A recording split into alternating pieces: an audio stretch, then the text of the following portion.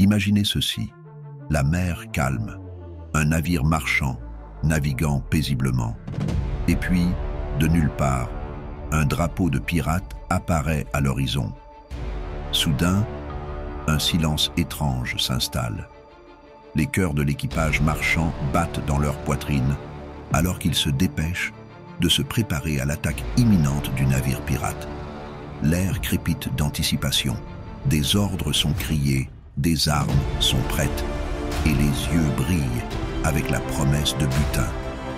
Le capitaine pirate, une figure à la présence imposante et à la ruse insondable, prend la barre.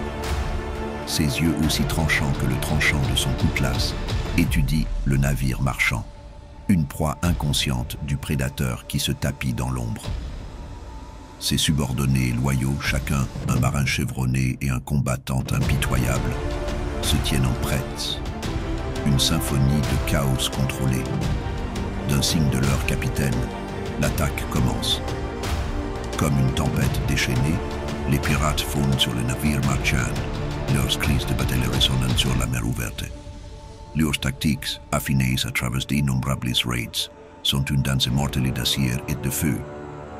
Ils frappent avec une efficacité aussi terrifiante qu'inspirante. L'équipage marchand, bien que courageux et résolu, n'est pas à la hauteur de la férocité des pirates.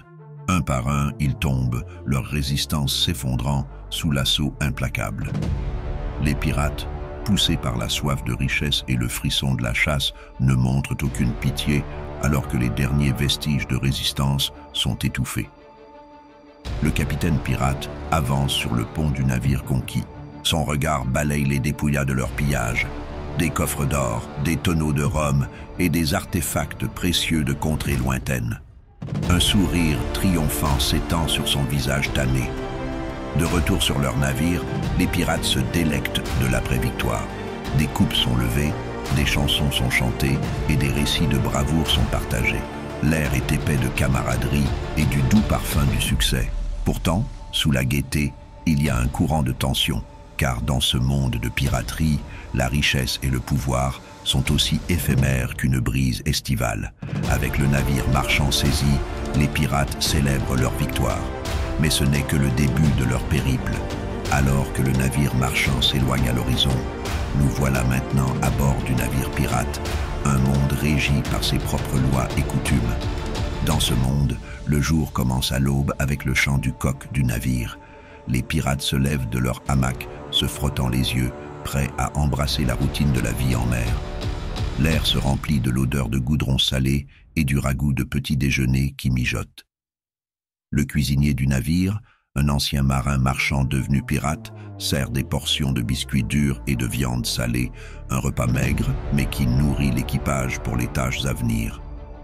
La vie à bord d'un navire pirate n'est pas pour les âmes sensibles.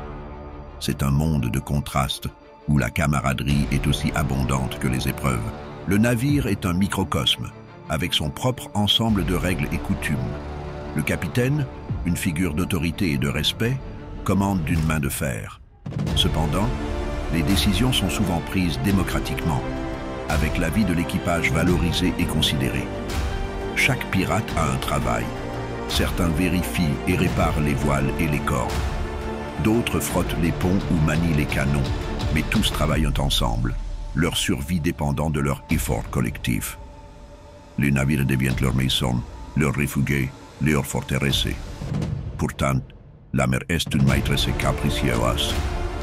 Des tempêtes surgissent sans avertissement, transformant l'océan paisible en une bête déchaînée. La nourriture et l'eau douce sont toujours en pénurie, et des maladies comme le scorbut sont des compagnons constants.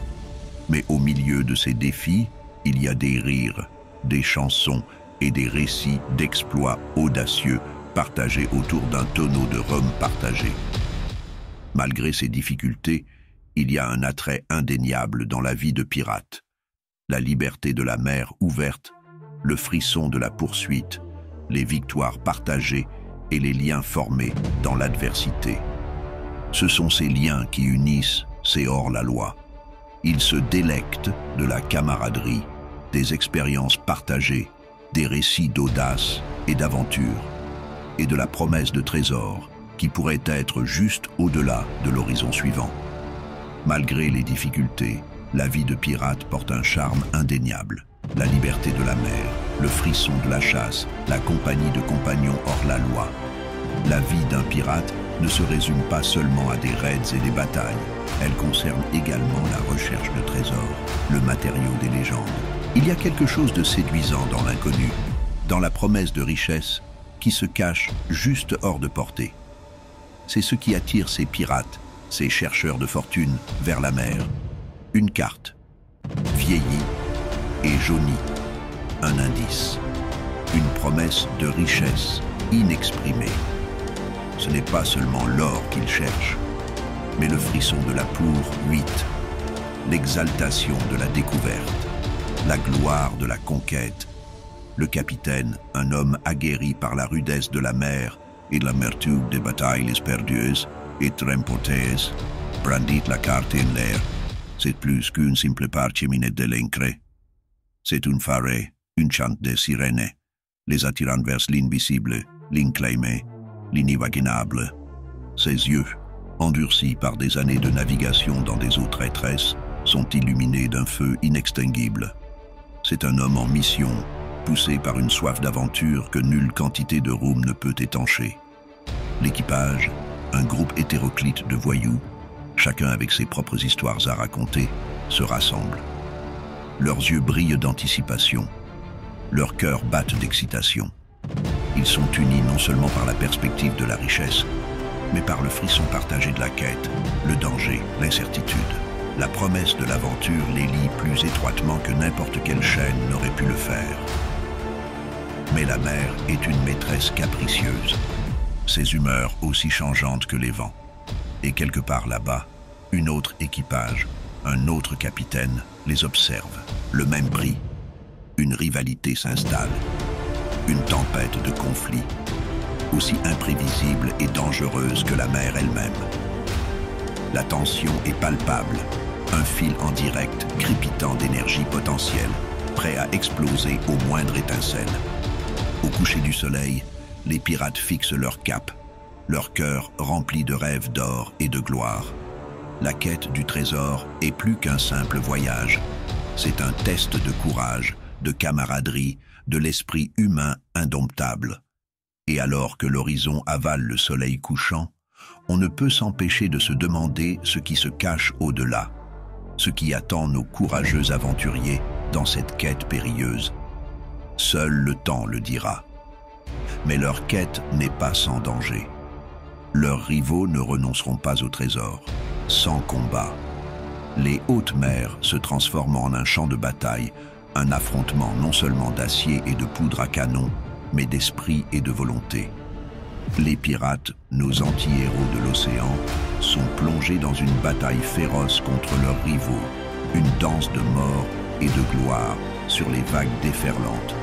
Le capitaine pirate, un homme de courage et d'audace, trace un chemin à travers le chaos, son coutelas scintillant au soleil. C'est une tempête incarnée, une force de la nature qui refuse d'être refoulée. Ses subordonnés se rallient autour de lui, leur loyauté inébranlable même face à la mort. Ils ne sont pas simplement un équipage, ils sont une famille liée par le sang et l'eau salée. Mais la bataille est loin d'être à sens unique. Leurs rivaux sont tout aussi tenaces, tout aussi désespérés. Ils se battent de toute leur force pour le trésor, pour la survie. Le choc de l'acier résonne par-dessus le rugissement de la mer, une symphonie de violence et de vaillance. Pourtant, au milieu du chaos et de la carnage, il y a des moments d'héroïsme inattendus. Un jeune pirate se jette dans la ligne de tir pour sauver un camarade. Un vétéran endurci repousse 3 rivaux, avec une épée brisée. Ce ne sont pas simplement des voleurs et des meurtriers. Ce sont des hommes et des femmes avec leurs propres histoires, leurs propres rêves, leurs propres raisons de se battre. La bataille fait rage, aucun des côtés ne cédant d'un pouce. Les ponts sont glissants de sang et d'eau de mer, l'air dense de la fumée de poudre à canon. Mais à travers tout cela, les pirates continuent de se battre, leurs esprits intacts, Ils connaissent les risques, ils connaissent le coût, mais ils connaissent aussi le prix. Et ils sont prêts à payer le prix. Alors que la fumée se dissipe, les pirates victorieux acclament. Mais la victoire a un prix. Alors que notre voyage touche à sa fin, il est temps de réfléchir sur l'héritage de ces hors-la-loi de la mer. Pirates, coquins des mers, souvent dépeints avec un large pinceau de méchanceté et d'illégalité. Pourtant, leur héritage est bien plus nuancé que les contes de trésors et de terreur voudraient nous faire croire.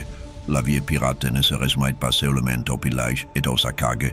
C'était une vie de liberté, une vie en dehors des limites rigides de la société. Ces hors-la-loi marins vivaient selon leurs propres règles, créant un ordre démocratique où chaque homme avait son mot à dire, un contraste frappant avec les monarchies de leur époque. Les principaux personnages avec lesquels nous avons voyagé, le capitaine pirate et son équipage loyal, incarnent cet esprit. Ils ont affronté des tempêtes et la famine, combattu des ennemis et les uns les autres, le tout à la recherche d'une vie dégagée des règles terrestres. Leur trésor n'était pas seulement de l'or et des joyaux, mais le frisson de la chasse, la camaraderie de leur équipage et l'immensité infinie de la mer. Ils étaient des survivants, naviguant non seulement les océans traîtres, mais aussi les vicissitudes de la vie.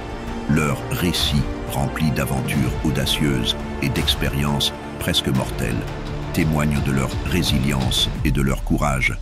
Ils n'étaillant pas simplement des voleurs et des meurtriers, mais des hommes qui osaient défier les normes, des hommes qui choisissaient une vie de danger et d'incertitude plutôt que de servitude et de sécurité. Néanmoins, ne les idéalisons pas complètement. Ce étaient des hors-la-loi après tout. Leur quête de liberté avait souvent un coût élevé, laissant une traînée de destruction sur leur passage. Par conséquent, leur héritage est complexe, un mélange de liberté et de peur, d'aventure et d'anarchie. Alors que nous naviguons loin du monde des pirates, nous sommes laissés avec un sentiment d'émerveillement et de respect, car la Loire est une histoire non seulement de pillages et de périls, mais aussi de bravura, de camaraderie et de la poursuite incessante de la liberté.